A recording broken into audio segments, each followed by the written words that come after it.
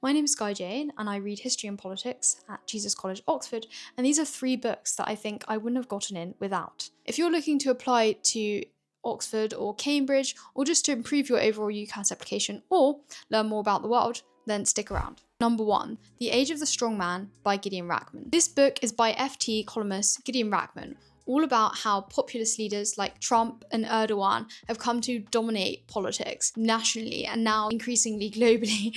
One of the things that initially drew me to politics was the 2016 Brexit referendum. One of my earliest memories of politics was watching David Cameron's resignation the day after the results of the Brexit referendum. Often this is seen along with Trump's election in 2016 as a break against the norm, as a repulsion from traditional, mainstream, normal politics. This book is really good for understanding what is it that these specific traits that these leaders have, starting with Putin, which is where Rachman traces this rise of the strongman to, and talking about the international implications of this. So he doesn't just talk about Trump, he also talks about, say, Xi Jinping in China, who is the first leader since Mao to have his own fort, Xi Jinping fort, compared to Mao Zedong fort. Also talks about Erdogan in Turkey and how he was initially democratically elected and has now made Turkey into a more authoritarian state. Rachman's account of these figures is really interesting for understanding why people vote for them, how they rise to power, one picture in a puzzle of understanding how populism works. Able to tap into a certain feeling of repulsion against centrist politics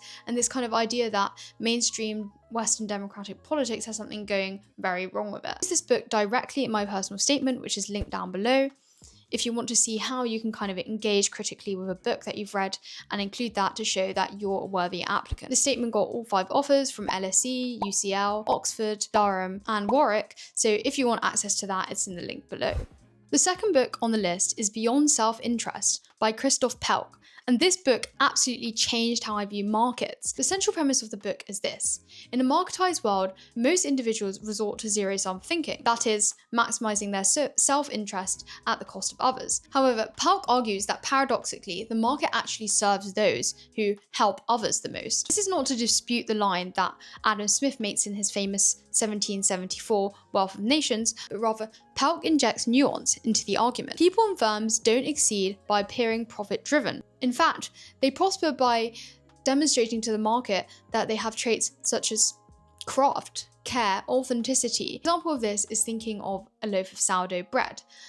So my favourite is Gale's. So even though the product is essentially just water and flour, Gale's kind of markets itself as putting love and care into creating this loaf of bread. Thereby they're able to charge a lot more and attract premium customers. In this book, he also covers a multitude of other interesting debates, such as how our conception of luxury has shifted over time. Previously, in the 20th century, there used to be an emphasis on kind of Veblen goods. So these are premium luxury goods that most people can't afford. Nice watches or designer clothes. Instead, it's things like leisure and experiences that are put at a premium, as mass manufacturing has meant that most people can access a relatively wide range of high quality goods. Therefore, what is perceived as luxury actually changes to adapt to this, with those things now be seen as less luxurious than they were. I didn't directly use this book in my statement, but that doesn't need to be the case for you either. But this book definitely injected some nuance into my view and prompted some new reconsiderations of how the market works and what's actually successful in companies and business. Number 3. How Westminster Works and Why It Doesn't by Ian Dunt. If you're applying to study politics in Britain, this one is an essential read for you. It covers the historical evolution of Parliament and the structural dysfunction baked into the system. In this book, Dunt talks about why politicians with big brains who have apparently all been to the best universities are still hopelessly bad at getting through legislation and causing the change that they actually intend that initially drives them into Parliament. He talks about how structural barriers and Parliament's evolution as a historical, slowly changing political chamber has actually damaged Britain in some ways and made our politics quite dysfunctional. One example of this dysfunction that Dunt talks about is disincentives in budgets and long-term economic thinking that's best for Britain rather than best for the party and government. So he gives the example of Norman Lamont in 1992, who decreased the income rate tax just before the election in order to kind of get a political dividend from that, only to later re-increase it as soon as the Conservatives were then elected again into government. And we see this again today with Hunt and Rishi also decreasing, I think it was NI, by 1 or 2 points just before the election, even though they had only a very small amount of fiscal headroom, that is the amount of money the Chancellor has to spend, left. Another key example Dunt talks about is ministerial churn, which is the idea that ministers can't stay in post long enough to actually implement the change they need, and it just leads to UK governments being kind of a chaos and a jumble without being able to really get anything done. So for example, between 2021 and 2022 there were 5 education ministers. So much for first past the post delivering large majorities in stable governments. Great. Let's stop there though. They've given you 3 great book recommendations that will really help you if you're looking to apply to history and politics or any kind of humanities degree at a high-ranking university.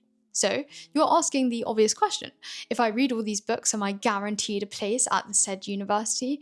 Well, I wish it were that simple. The process of reading itself also matters, more than just what you're reading. It's more about the process of actively engaging with these books, coming to your own conclusion, asking yourself the question, what do you think? Not just what does the book say, what does the author say, what did my brother say, what did my friend say, but what do you think about what you've read, and has it changed or reinforced a view that you already have about the world, or perhaps challenged it? Then just write it down somewhere. Notion, a physical notebook, or even your notes app, anywhere that you'll actually be able to come back to the ideas when you're sitting down to write your personal statement in about August, September time. And if none of these books interest you, drop this prompt into ChatGPT or any sort of AI bot and you'll find something that might interest you a bit more. It's more the process of critical reading that we're looking to get here, and that's what actually got me in rather than the books themselves. So sorry for the title, which might seem a bit clickbaity. And on that note, briefly, I'd really recommend reading this book as well, Atomic Habits by James Clear. Though it's not an academic book in any sense, and you probably don't want to include it on your statement, it does teach you about how you can actually form the habit of reading and critically thinking in the first place, which is something that you might need to develop, particularly if you haven't had someone help you to try and do that in the first instance. The idea is essentially simple, which is to start embarrassingly small, so just 10 minutes a day of one of the books that I've selected, and that's my challenge to you, is to go onto Amazon, your local library, or the internet right now, or Audible, and just download one of these books and promise yourself that tomorrow you're going to listen to 10 minutes of it and just see how it goes. This is the kind of thing that you need to do. You need to take action on what you're watching. So right now, go and order one of the books that I've just talked about if you're the person who's in year 11, year 12, and you're looking to apply to something like history at Oxford. Read it 3 times, which is why it's looking a bit kind of crusty. Just a reminder, my personal statement is in the description. If you're worried about your UCAS application and you're looking to how these books can help you and how you can implement it when you're actually writing your application, then that's down below. Good luck. You'll definitely need some of it, but less than you think.